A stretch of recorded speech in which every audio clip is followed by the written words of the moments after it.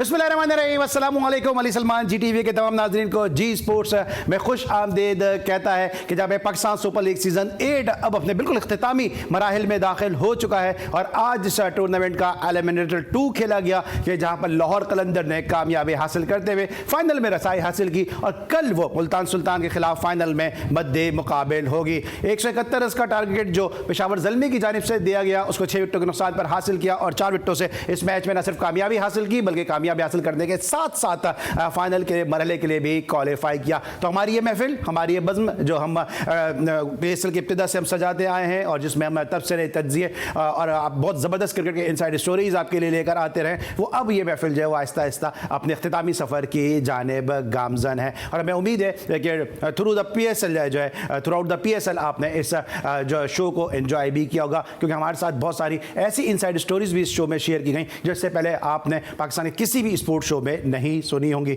हमारे साथ मौजूद है रोजाना की तरह आज भी पाकिस्तान के जबरदस्त opening batsman, stylish opening batsman और एक ऐसी शख्सियत के जिन्होंने जिस सतह पे भी पाकिस्तान की खिदमत उनको करने का मौका मिला, उन्होंने अपनी ज़बरदस्त खिदमत के ज़रिए ज़बरदस्त परफॉर्मेंस के ज़रिए पाकिस्तान का सब जलाली परचम ना सिर्फ बुलंद किया बल्कि एक ऐसे सिंबल के तौर पर सामने आए कि उनका पहचान, उनका नाम उनकी पहचान बना और उनका नाम जो था वो ट्रांसपेरेंसी का सिनोनियम बना। यानी अगर आप उनका नाम लें और ट्रांसपेरेंसी का नाम लें तो शायद दोनों के एक ही मायने होंगे। मेरे साथ मौजूद है हमारे शो की जान, हमारे बहुत ही अपने मोहसिन हसन खान। अस्सलाम वालेकुम मोहसिन भाई, कैसे हैं आप? वालेकुम सलाम। मैं आपका शुक्रिया अदा करते करते थक गया हूँ, इसलिए कहता हूँ ज़्यादा सच ना बोला करें, लोगों को अच्छा नहीं लगता। लेकिन बहरहाल जो मोहसिन भाई ने किया है उसको हमें ज़रूर बताना है और ख़ास तौर से जो मैं बताने का मकसद ये होता है मोहसिन भाई की परफॉर्मेंसेज, मोहसिन भाई की अचीवमेंट, वो ये है कि आज के नौजवान नस्ल को रोशनास कराना होता है अपने उन हीरोज़ से कि जिनको शायद वो इंटरनेट पर सर्च करते हैं और शायद इनकी क्लास, इनका मेयार, इनका टैलेंट जो है वो इंटरनेट या कोई क्रिकेट की वेबसाइट जो है उसकी सही अक्कासी नहीं कर सके। उसके लिए ज़रूरी है कि आपने इनको खेलते हुए देखा हो। जो दूसरी शख्सियत मौजूद हैं जनाब, ये भी बड़ी ज़बरदस्त शख्सियत है, अपने मैदान के माहिर हैं और खुल के बोलते हैं, ज़बरदस्त तरीके से बोलते हैं। जिस तरह मोहसिन भाई ने लॉर्ड्स में डबल सेंचुरी बनाई, ये जो हैं जब हमारे स्टूडियोज़ में मौजूद होते हैं तो ये यहाँ पे जो अपने बातों के चौक कर छक्के लगाते हैं। हमारे बहुत ही अपने और हमारे बहुत ही ज़बरदस्त दोस्त हमारे एफी साहब हमारे साथ मौजूद हैं। अस्सलाम वालेकुम एफी भाई, कैसे हैं आप? वालेकुम अस्सलाम Ali, thank you very much. एक अफसोस रेगुलेटर मुझे रह गया लाइफ में कि क्रिकेट नहीं खेल पाया मैं। हॉकी मैं आज भी बहुत अच्छी खेलता हूँ मगर क्रिकेट नहीं खेल पाया मैं।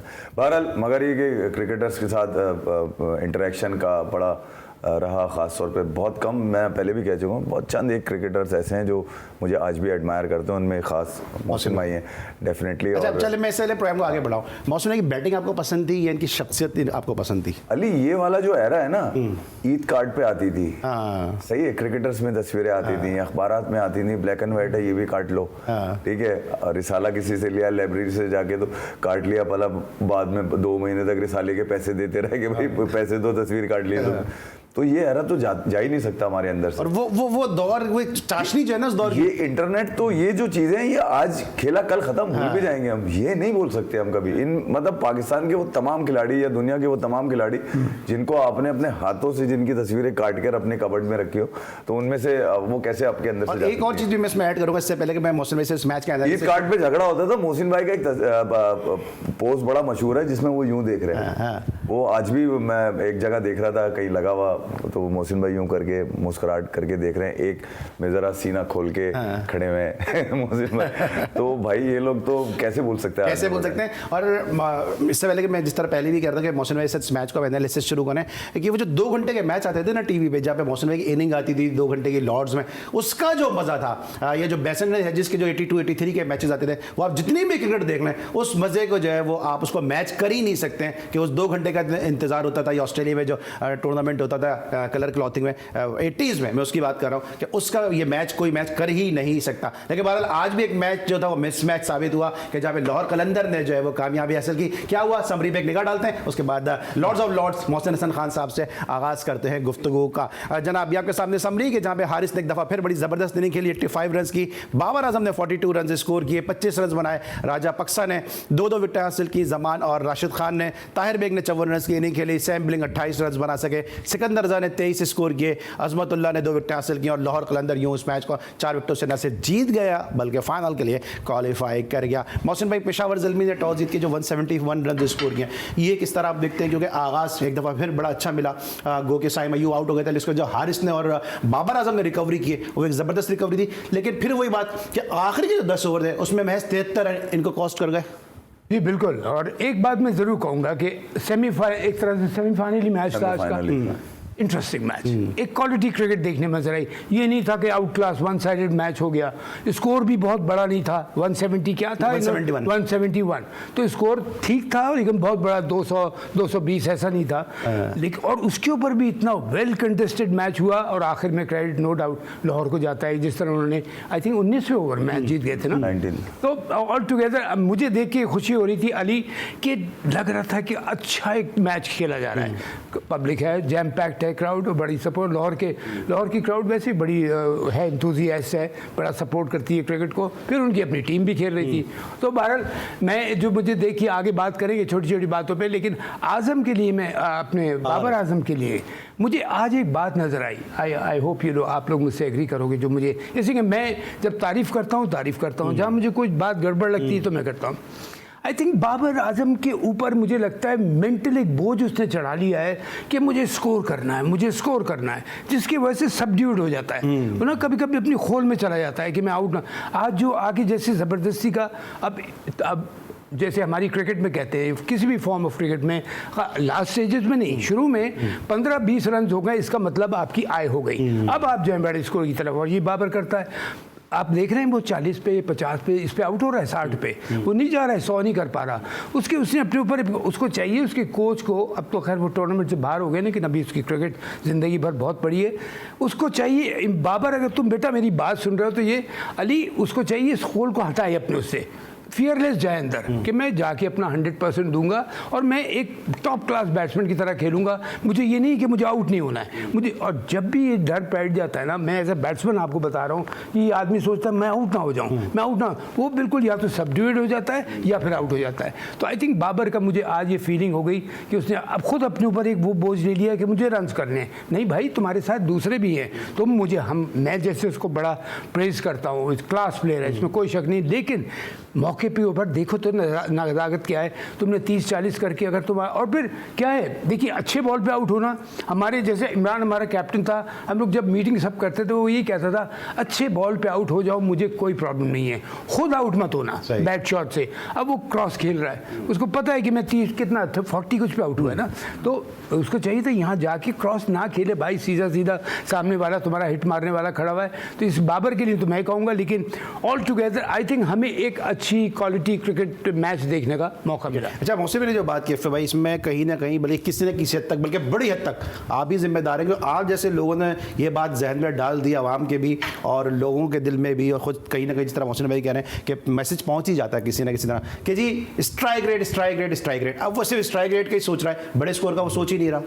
अली यार, मैं पिछले 3 मैचेस से बाबर आजम बहरूपिया लग रहे हो, बाबर आजम लग ही नहीं रहा। मतलब लोग कह रहे हैं तेज खेल रहा है, भाई ये तेज यहाँ पे सीखने की जगह थोड़ी है, तेज खेलना तुमने सीखना है, जाओ डोमेस्टिक की भट्टी में जलाओ अपने आप को, ठीक है, पूरा दिन धूप में खड़े रहो तो पता चलेगा वहाँ पर किस तरह से बच्चा तैयार होता है और वो नेशनल टीम तक नहीं आ पाता। तुम लोग तो गिफ्टेड हो यार, तुम लोगों के तो मजे लगे हुए, तुम्हें कोई पूछने वाला नहीं है।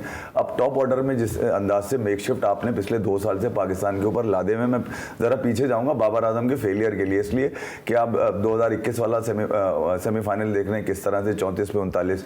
आज भी मैं आपके प्रोड्यूसर को बोलूँगा बोलूंगा, बाबर आजम के जब भी रन दिखाया करें साथ में बॉलें लगा दिया करें, पता चल जाएगा इस फॉर्मेट में क्राइम कर गया। 36 बॉले 42 रन ली। अगर आपको ये तेज लगता है तो इसी को कप्तान बना के रख के, लेकिन शुरू में पिच का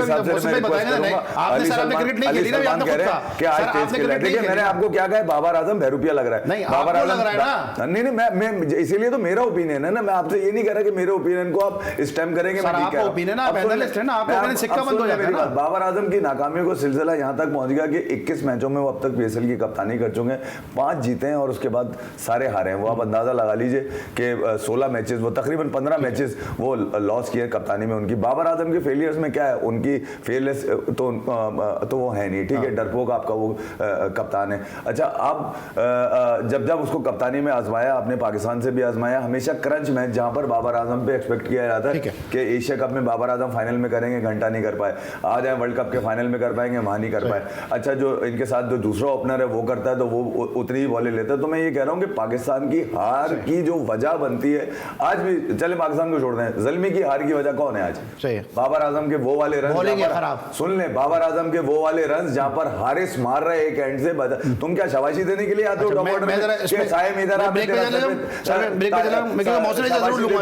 इधर हारिस में तुझे शाबाशी, ये शाबाशी नहीं भाई, तुम लंबे शॉट मारो ना। तुम आज फिर तुम पौके बन गए उसके राशिद खान के। राशिद खान में ऐसा क्या है कि वर्ल्ड क्लास बैट्समैन होने के बावजूद भी हर दफा तुम्हारी विकेट जो वो लेके जा, वो ठीक है अच्छा बॉलर होगा मगर तुम उसके साथ कोई क्लास नहीं लगती है बाबर आजम के साथ वर्ल्ड क्लास। यानी कि पेशावर दलमी के फैंस का क्या कसूर है कि आज तुमने जहां पर तुमने आज रन मारने थे, कल भी ना मारते, इससे पहले भी ना आज मारते।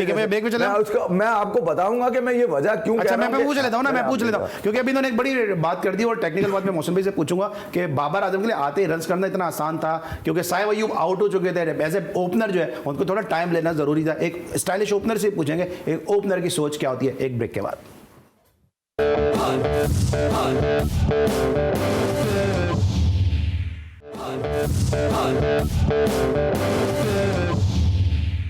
Welcome back after the break. और ब्रेक पर जाने से पहले एफए भाई ने कहा कि बाबर आजम का जो एक दफ़ा फिर उन्होंने स्ट्राइक रेट के ऊपर बात की, लेकिन एक ओपनर ही बता सकते हैं कि ओपनर की क्या सोच होती है और ओपनर जो है वो क्यों जो है वो उनका स्ट्राइक रेट के ऊपर बात की जानी चाहिए या नहीं की जानी चाहिए। नया गेंद, फ्रेश पिच और हम देख रहे हैं कि रन्स भी इतने ज़्यादा बैटिंग फ्रेंडली विकेट नहीं है, तो ये एफए भाई बात कर रहे हैं इससे आप किस हद तक मुत्तफिक हैं? देखिए, लाइक आई सेड कि इफ़ी नो डाउट खुद कहता है मैंने क्रिकेट नहीं खेली हुई है, लेट्स से इंटरनेशनल नहीं खेली, लेकिन मैंने इन्होंने क्लब क्रिकेट भी नहीं खेली, बता रहा हूं। अच्छा, मैंने बहुत से ऐसे लोग लड़के देखे लोग जिन्होंने कोई इंटरनेशनल क्रिकेट नहीं खेली है लेकिन नॉलेज बहुत जबरदस्त होती है। नॉलेज और टेक्निकल नॉलेज होती है। टेक्निकल नॉलेज होती है बिकॉज क्रिकेट को समझते हैं। हाँ हैं, आपको नहीं है नॉलेज? सर मैं टेक्निकल में बहुत नॉलेज है, इफ़ी को नहीं, इफ़ी को बहुत नॉलेज है, लेकिन क्या होता है कि ठीक है उसके बाद दिमाग में है बात कि वो नहीं होता, पॉइंट ऑफ व्यू है। अब मैं बाबर को यहाँ डिफेंड नहीं करूँगा, मैं लॉजिक बता रहा हूँ।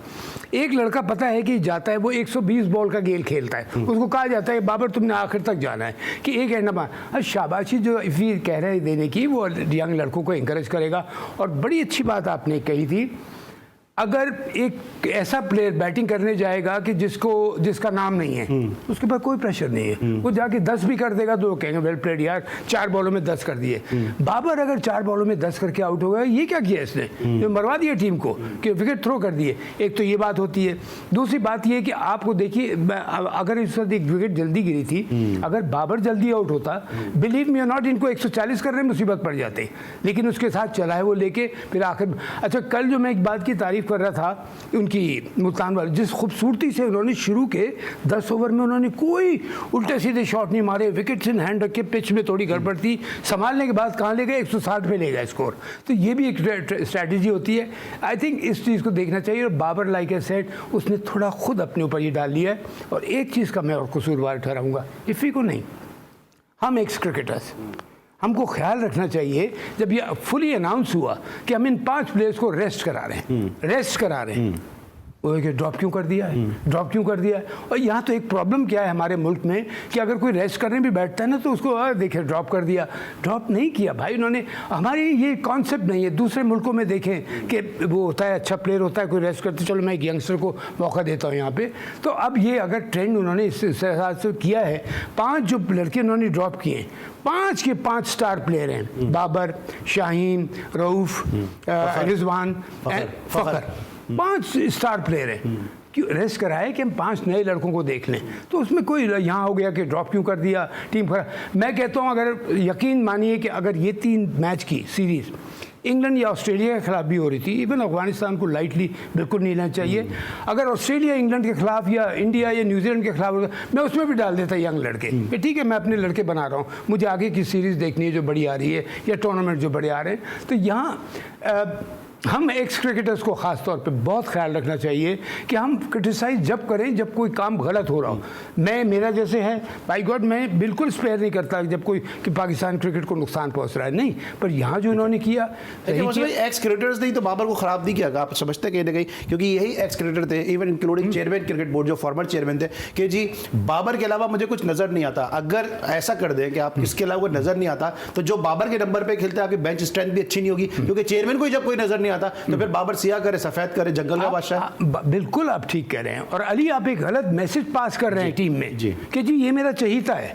चहीते आपके पूरे 11 हैं, चहीते आपके पूरे 15 हैं, चहीते आपका पाकिस्तान का हर प्लेयर है कि मेरे लिए हर प्लेयर मेरा स्टार प्लेयर है। अब अलग अलग टेक्निक्स होती हैं, अलग अलग अप्रोच होती हैं, अलग अलग एटीट्यूड होता है खेलने का, लेकिन प्लेयर आप सबको ये फीलिंग देते हैं कि भाई आप सब मेरे लिए स्टार हो। कप्तान को आप ज़बरदस्ती, हाँ, और यहाँ वो फीलिंग हो रही थी कि कप्तान जो चाहेगा टीम के सर, कैसे भाई?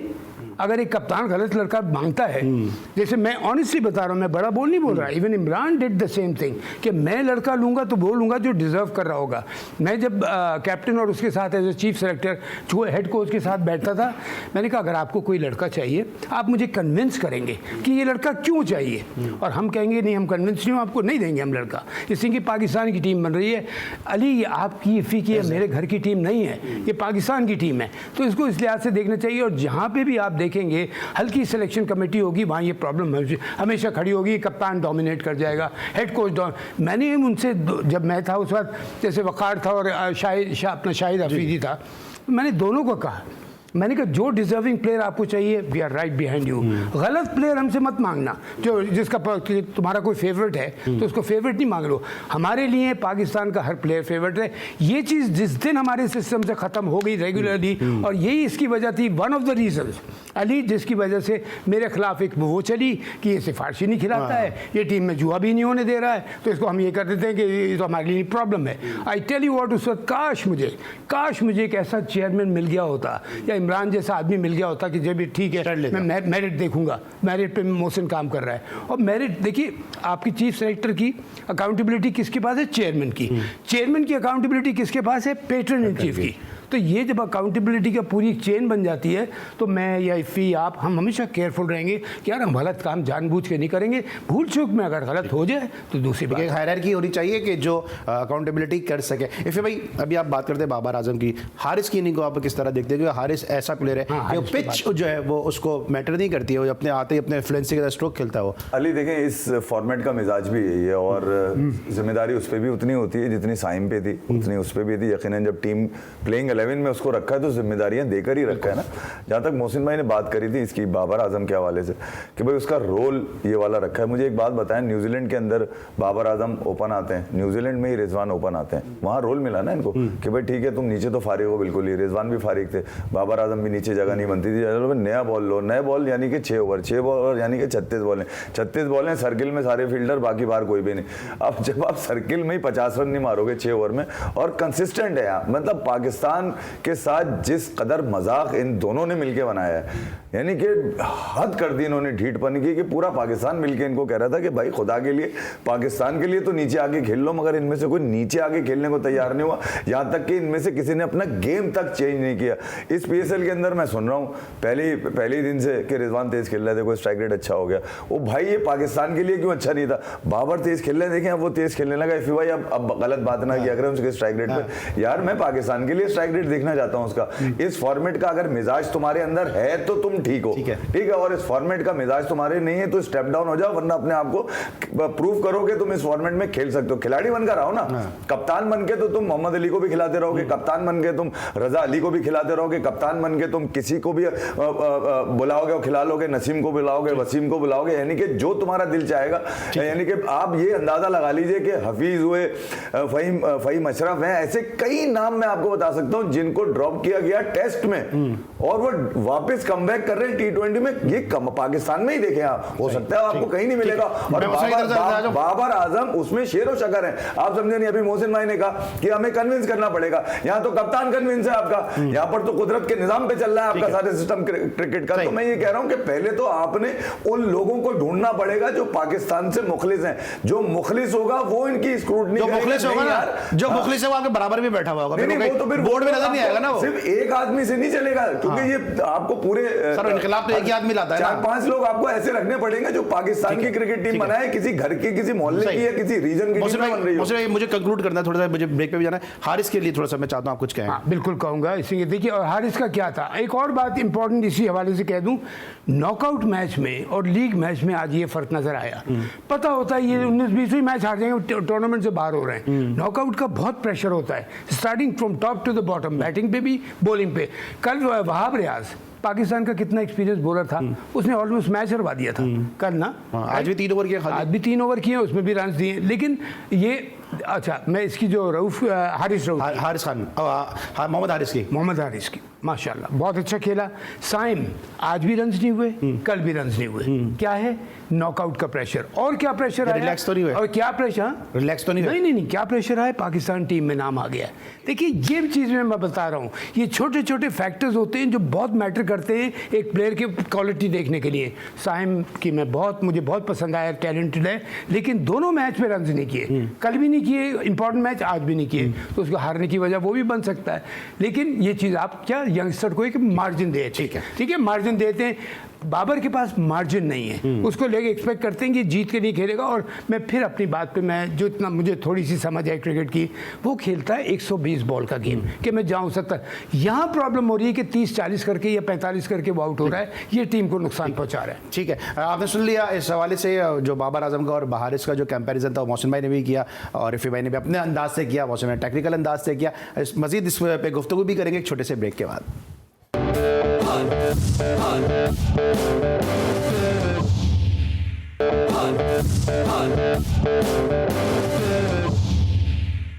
Welcome back after the break. बात करेंगे इंडिया और ऑस्ट्रेलिया की टीमों के दरमियान जो पहला वनडे मैच खेला गया और एक अनबिलीवेबल विक्ट्री यहाँ पर इंडिया ने हासिल की। बड़ी ज़बरदस्त क्रिकेट इंडिया ने खेली और एक ऐसे मौके पर कि जब लग रहा था कि इंडिया इस मैच को लूज कर जाएगा, इंडिया ने कामयाबी हासिल की। एक नज़र डालते ज़रा मैच समरी पर और उसके बाद अपने दोनों क्रिकेट एनालिस्ट के साथ इस मैच पे गुफ्तगू करेंगे कि जहाँ पर पहले बैटिंग की ऑस्ट्रेलिया ने, एक लो स्कोरिंग मैच ये साबित हुआ, 188 रन स्कोर किए 10 विकेटों के नुकसान पर। मिचेल मार्श ने 81 रन की इनिंग खेली और इंग्लिश जो है 26 रन बनाने में कामयाब रहे। स्टीव स्मिथ ने 22 रन स्कोर के। शामी सिराज ने 2 विकेटें हासिल की और जवाब में के राहुल के शानदार 75 नॉट आउट और 45 रविंद्र जडेजा के नॉट आउट की बदौलत इंडिया इस मैच को 5 विकेटों से जीतने में कामयाब हो गया। एक तरफ हम देख रहे हैं कि फुल ऑफ रन पिचेस बन रही हैं पाकिस्तान के अंदर, पिंडी में इस तरह हम देखा। इंडिया में जो बैटिंग फ्रेंडली विकेट होती है वहाँ आप देख रहे हैं कि अब वनडे में भी रन कम हुए, एक लो स्कोरिंग मैच था ये। उसके बॉलिंग को क्रेडिट जाता है दोनों तरफ से। अगर बॉम्बे में मैच था Wankhede is a pure batting wicket. India में भी तकरीबन अली सारी बैटिंग विकेट्स हैं। अनटेनलेस विकेट को डॉक्टर जब करते हैं ना, और उधर तो चलो कुछ हो भी जाता है। हमारे यहाँ सबसे बड़ी प्रॉब्लम क्या है अभी तक में, जो मैं अभी देख रहा हूँ, जैसे हम देख रहे थे कि कल क्या पिच बनी हुई थी, ऐसी पिच थी जो 2020 को सूट ही नहीं करती है। वेस्ट इंडीज़ से जब हम वेस्ट इंडीज़ यहाँ आई थी, उनसे कहा कि अब देखा कि भाई क्या करें, इनको कैसे पकड़ना है। वहाँ पे Andy Roberts, Garner, Marshall, Holding, blah blah blah, 5-6 ढशकरे खड़े हुए। तो इमरान ने प्लानिंग बनाई कि हम टर्निंग विकेट बनाते हैं, इकबाल कासिम, अब्दुल कादिर, तौसीफ अहमद, इनसे इनको उड़ा देंगे। ठीक है, अब ग्राउंड्समैन को कहा टर्निंग विकेट बनाया। उन्होंने अंडर प्रिपेयर्ड पिच बनाई। हो क्या रहा था, उनके फास्ट बॉलर का गेंद लिटरली अली, एक गेंद यहाँ घुटने से नीचे लग रहा था और एक गेंद यहीं से उठ के सर पे आ रहा वो तो और डेंजरस है। और क्या, तो उन्होंने, वो तो हंस रहे थे वेस्ट इंडियंस की, ये उन्होंने टर्निंग पिच बनाई है तो हमारे फेवर कर गई है, बिकॉज उन लोगों की स्पीड। अब सोचें, एक गुड लेंथ बॉल से, थोड़ा सा शॉर्ट ऑफ ए लेंथ से एक गेंद आपके घुटने के नीचे लग रही है और एक गेंद आपके सर पे आ रही वहीं से, तो आप क्या होगा। तो सारे लड़के परेशान हो गए थे। तो और उस सीरीज में भी थोड़े बहुत मैंने रन किए थे, लेकिन बिलीव मी नॉट, हमको विकेट प्रिपेयर नहीं करना आता है। आई थिंक इंडिया की भी प्रॉब्लम है, लेकिन नॉट टू द एक्सटेंट जो हमारी है। वहाँ पे फिर भी वो कर लेते हैं अपने आप को मैनेज, लेकिन बैटिंग विकेट्स हैं। अब ये जो स्कोर आपने समरी दिखाई, मैं इस मैच को फॉलो तो नहीं किया था। India is a very good team, I am telling you. और आपको देखिए, इंडिया का सबसे बड़ा क्या रिकॉर्ड है, कमबैक कितना जबरदस्त है, सेकंड इनिंग का इनका रिकॉर्ड कितना अच्छा है। क्यों अली चेस में अच्छे हैं, हाँ चेस में अच्छे हैं, चेस पे अच्छे हैं। इनकी एक तो उनकी टेक्निक है। देखिए अली, मैं जब रन्स करूंगा जब मेरा डिफेंस तगड़ा होगा, कि मुझे पता है अच्छे बॉल का मैं डिफेंड कर लूंगा, लूज बॉल्स पे मैं फ़ायदा उठाऊंगा। इंडिया में ये आप मुझे एक प्लेयर बता दीजिए उनका नया बैट्समैन जो आएगा, अली आपको याद नहीं आएगा कि जो आते ही क्रॉस मार रहा हो। बिल्कुल सही। वो ऐसे खेलने वाले हैं, ठाक ठाक पूरे बैट से खेलने वाले। तो सर फिर जब मुझे जल्दी जल्दी इसको कंक्लूड करना है, फिर हम ऑस्ट्रेलिया का फॉलो करते हैं सिस्टम, इंग्लैंड का फॉलो करते हैं, न्यूजीलैंड का फॉलो करते हैं, हम इंडिया का क्रिकेट का स्ट्रक्चर क्यों नहीं फॉलो करते? हम किस बात का हमें डर है? आपने क्या ज़बरदस्त बात की है। वो कौन सा फॉलो करते हैं उसका, वो अपना सिस्टम फॉलो करते हैं। लेकिन क्या है वहाँ पे अकाउंटेबिलिटी इस तरह से है, भाई रन्स नहीं करोगे तो नहीं आ सकते टीम में, ठीक है ना। जैसे मैंने आपसे कहा 2020 में यंग लड़का लेते हैं तो ये कम से कम इसने फर्स्ट क्लास में 300 किए हुए, नया लड़का लेते हैं लेट से, और एक डबल सेंचुरी। इसका मतलब ये हो गया कि टेक्निकली वो लड़का करेक्ट है, अब शॉट्स मारने इसने खुद सीखने। तो ये वहाँ पे, और मैंने थोड़ा सा जब मैं रहता था काम करता मैं इससे इन्वॉल्व भी होता था, बल्कि इन्होंने चाहा कि मैं पूरी तरह क्रिकेट में वहाँ इन्वॉल्व हूँ। मैंने कहा नहीं की, मैं क्रिकेट सर्व करूँगा सिर्फ पाकिस्तान के लिए, इसलिए पाकिस्तान की वजह से अल्लाह ताला ने मुझे इज़्ज़त दी है। तो वहाँ मैंने सिस्टम देखा, इतना इम्पोर्टेंस देते हैं वो अपनी फर्स्ट क्लास क्रिकेट को। बिलीव मी और नॉट, अली वो कहते हैं जब तक ये फर्स्ट क्लास में लड़का प्रूव नहीं करेगा इसको इंटरनेशनल के पास आने नहीं देंगे। हमारे यहाँ क्या है पता लगा, जैसे अभी फिगर T20 में 20-25 रन किए, टेस्ट मैच खिला दिया। तो ये चीज़ हमारे यहाँ बहुत हुआ है जिसको हमें संभालना पड़ेगा। और एक बात इम्पॉर्टेंट कि वो कौन पूछेगा, चेयरमैन। देखिए आपकी बात का जवाब दे रहा हूँ, चेयरमैन अगर तगड़ा होगा ना, अब उस दिन मैं जो आपकी नए लड़कों की टीम की तारीफ कर रहा था, मैंने किस किस की तारीफ की थी? सबसे पहले मैंने चेयरमैन की तारीफ की, फिर सिलेक्शन कमेटी की तारीफ की, फिर मैंने कैप्टन की तारीफ की, इसलिए चेयरमैन ने कहा कि भाई खिलाओ नए लड़के, फिक्र मत करो, डरो मत। कहा होगा नजम सेठी ने बात, जो भी और जब चेयरमैन इस तरह से होता। अब मैं जब सिलेक्शन कमेटी था, मैं तौबा नाउज़ुबिल्लाह बड़ा बोल नहीं बोल रहा हूँ, अली मुझसे एजाज भट्ट साहब ने कहा क्या कोई डिमांड है कोई? मैंने कहा सर मेरी डिमांड है कि आप मुझे सपोर्ट चाहिए, बोलो। मैंने कहा मैं सिफारिश नहीं खिलाऊंगा, सीनियर प्लेयर कितना भी अच्छा होगा, परफॉर्मेंस नहीं होगी उसको सेलेक्ट नहीं करूंगा, इंजरी से कॉम्प्रोमाइज़ नहीं करूंगा, और डिसिप्लिन जो तोड़ेगा उल्टे सीधे में मैं बैक करूँ। वो सोचते थे, कहने लगे कि मैं तो सोचता था कि तुम अपनी सैलरी पूछोगे, अपना टेन्योर पूछोगे, यही होता है। मैंने कहा सर वो तो आप मुझे जो देंगे मैं उसको करूँगा, लेकिन जब एजाज भट्ट को क्रिकेट की समझ है। अब नजम सेठी को मैंने कहा ना, बहुत से ऐसे मैंने लोग देखे हैं जिन्होंने क्रिकेट नहीं खेली, लेकिन अब इफ़ी जो बात करता है, इफ़ी ने क्रिकेट नहीं खेली लेकिन अल्हम्दुलिल्लाह एक बात उसमें अली अपने आप से मिसाल उठा लो, जो आपके एनालिसिस होते हैं वो as good as any international test player होते हैं। क्यों?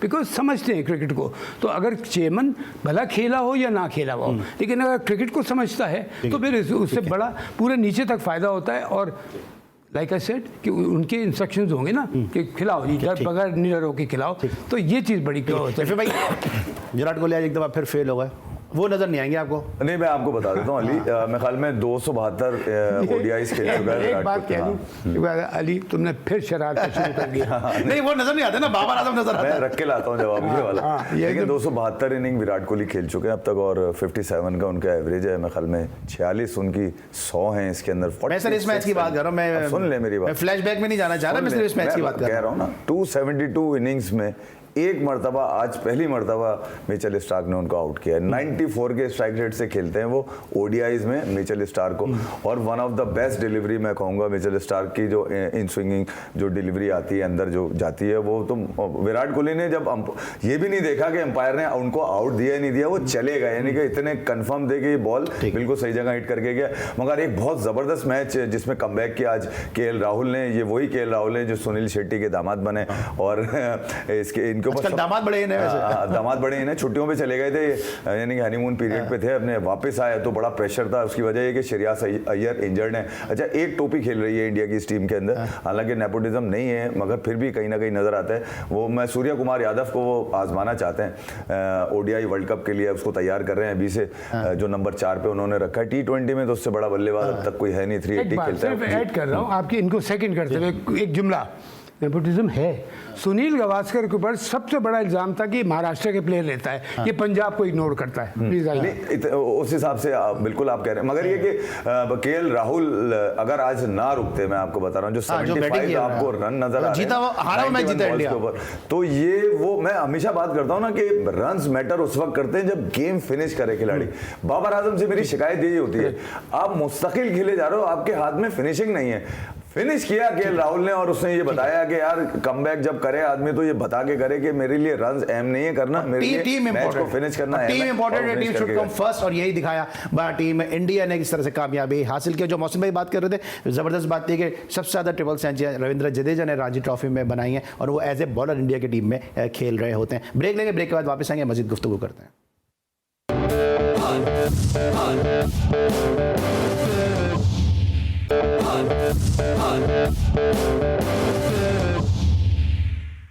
Welcome back after the break. और ब्रेक के बाद हम बात करेंगे अब थोड़ी सी पाकिस्तान क्रिकेट के बारे में भी, और साथ साथ बात करेंगे हम इंडियन क्रिकेट के बारे में भी। अभी पाकिस्तान और इंडिया के जो फॉरवर्ड प्लेयर हैं वो दोहा में एक लीग खेल रहे हैं, बड़े घुल मिल के खेल रहे हैं, बड़े गलों में हाथ डाले हुए हैं, हाथ भी मिला रहे हैं, हंस रहे हैं, मुस्कुरा रहे हैं। लेकिन दूसरी तरफ से भी हरभजन सिंह ने कह दिया कि इंडिया को पाकिस्तान नहीं आना चाहिए और जो है वो पाकिस्तान के साथ क्रिकेट के रवाबित नहीं रखने चाहिए। ये सब क्या है ये?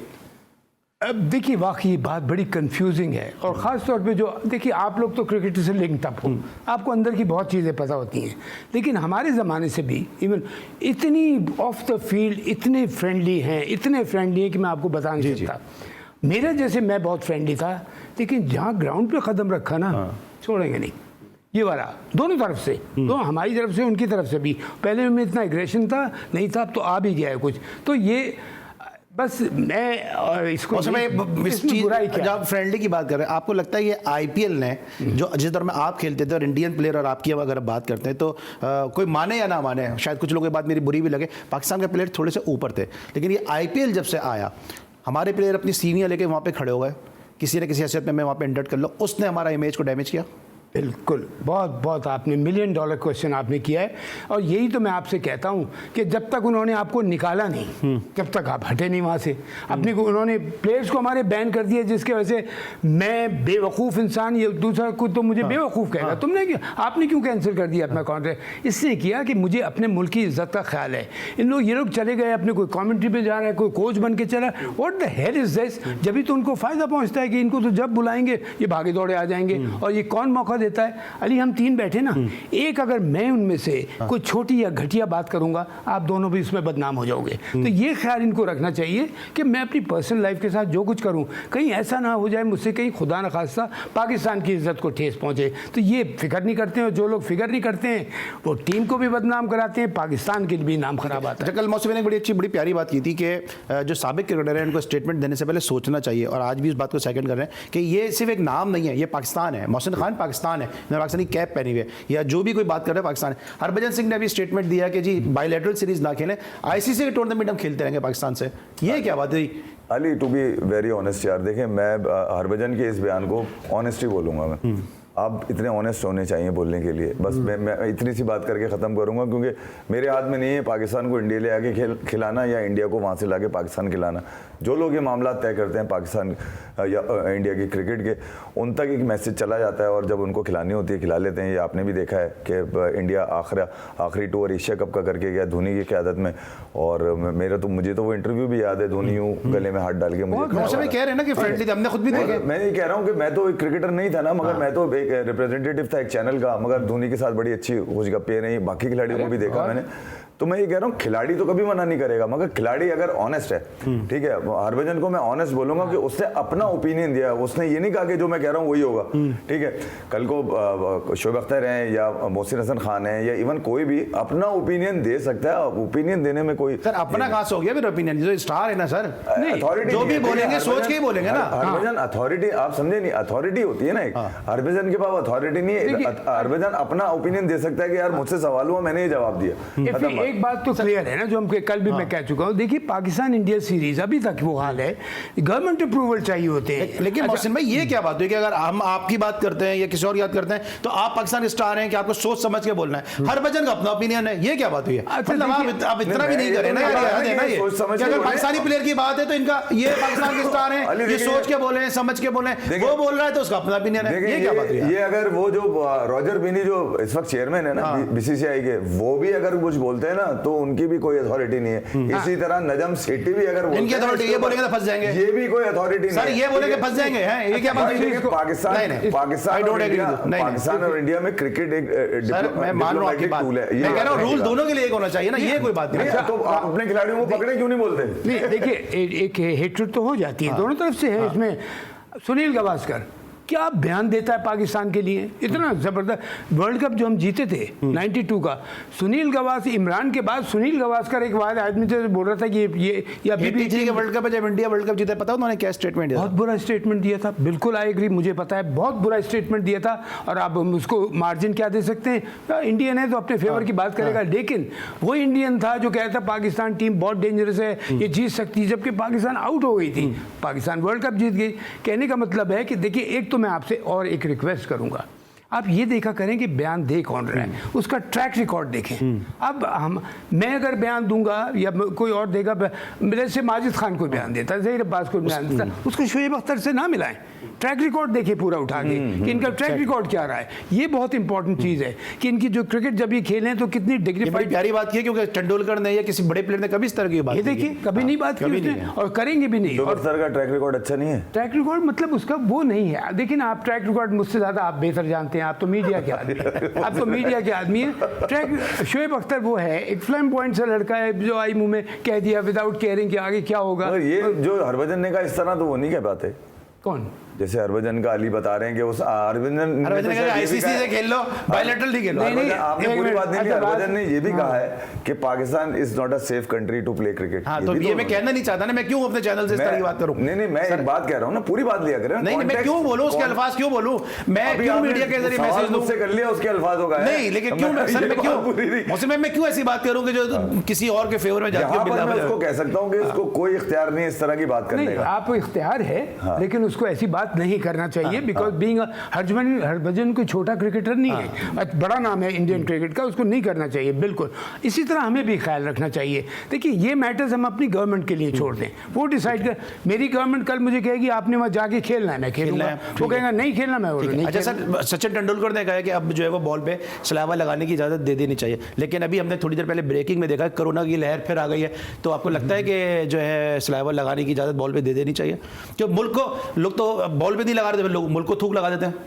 अब देखिए ना, उससे अच्छा तो बॉल पे लगा लें। नहीं, वो बॉल जो अंदर डाल के निकाल लें, ये समझ में नहीं आया, गंदे लग रहे हैं मुझे यार। वो कभी किस तरह बॉल मसल रहा था अंदर यार, स्वेट होता है ना, स्वेट जो होता है। अब स्वेट कहाँ आएगा, आपके अंडर आर्म्स में आएगा, उसमें लोग यूज़ कर लेते हैं। तो बहरहाल वो एक है उसको, लेकिन ये सलाइवा वगैरह का यूज़ करने का एक, अब आप मुझे सवाल कर रहे थे मॉडर्न क्रिकेट खेलेंगे, मैं इस पर आ रहा हूँ सलाइवा का जल्दी से बता दो। लेकिन मेरे हिसाब से बिल्कुल अलाउ नहीं होना चाहिए, और अगर हल्का फुल्का कोई, देखिए पसीना तो करते हैं ना, पसीना तो लीगल है, उसमें आप कोई रोल नहीं रोकता, तो उसे लीगल चीज अगर कोई कर रहा है तो नो प्रॉब्लम। अच्छा, अभी जो बात कर रहे थे, उन्होंने बात की कि मॉडर्न क्रिकेट की बात करते हैं, भैया मॉडर्न क्रिकेट होती है क्या? हमें तो आज तक समझ में नहीं है, क्योंकि आपको भी जब सैक किया गया था यही कहा कि आपने कोर्स नहीं किया, मॉडर्न क्रिकेट नहीं खेले में, तो जरा इस पर मुझे बताइए, समझाई दें आज आप ये बात कि मॉडर्न क्रिकेट होती क्या है।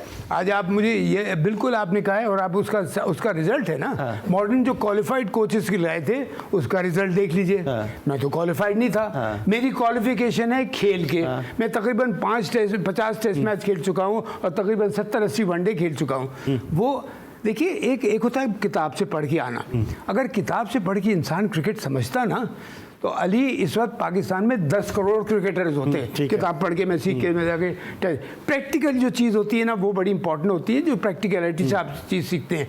मैंने जो मेरा अपना एक्सपीरियंस, अब मुझे पता है कि अगर मेरे ऊपर बैड पैच आया है तो मैं उससे कैसे निकला था, ये मैं बताऊंगा अपने प्लेयर को, अगर उसके ऊपर आया है किसी के ऊपर। इस चीज़ को मैं कल जरा कंटिन्यू करता हूँ कल, क्योंकि मैं तफसील से इसमें जानना चाह रहा हूँ। लेकिन मैं इसको ये कर रहा हूँ कि खुदा के वास्ते मॉडर्न क्रिकेट कुछ नहीं होती, मॉडर्न क्रिकेट की टेक्निक के साथ आप क्रिकेट ये सारी जो मौसम मैंने खेली है, जो और लोगों ने खेली है, और क्या अब इसको नहीं। अच्छा, एक सॉरी, आपकी बात को सेकंड कर रहा हूँ। कोचेस सारे वो हैं पुराने जो सिखाने आए, जो आज से 20 जो बुढ़े बुढ़े कोचेस बैठे हुए हैं, करेक्ट, उनको क्यों ले रहे हैं आप? ठीक है, इसलिए कि वो आपको अकल। मैं लेकिन मोहसिन भाई, ये आप हमसे वादा करके जाएंगे, कल हमें इस पर आपसे जरूर बात करनी है। Thank you so much Mohsin भाई, thank you so much Qamar FP साहब। कल पीएसएल ग्रैंड फिनाले खेला जाएगा, कल एक दफा फिर मोहसिन हसन खान साहब के साथ आपकी खिदमत में हाजिर होंगे। उस वक्त तक के लिए इजाजत दीजिए, अपना बहुत ख्याल रखिए, अल्लाह हाफिज़।